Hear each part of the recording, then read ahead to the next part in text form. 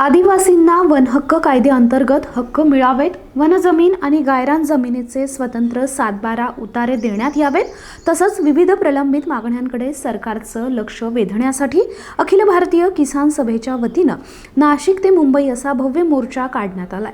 नाशिकच्या वेल्लोळी परिसरात मुक्काम केल्यानंतर सोमवारी सकाळपासून हा मोर्चा पुढे मार्गस्थ झालाय।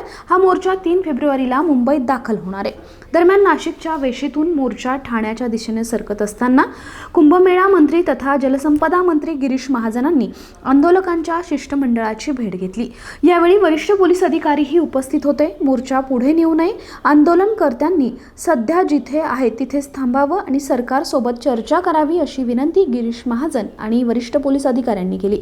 मात्र ही शिष्टाई अपयशी ठरली असून सरकारची विनंती झुगारत मोर्चा सुरूच ठेवण्याचा निर्णय आंदोलकांनी घेतलाय।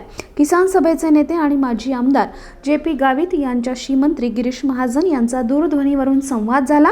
मंत्री महाजन यांचे OSD संदीप जाधव यांनी हा संवाद घडवून आणला।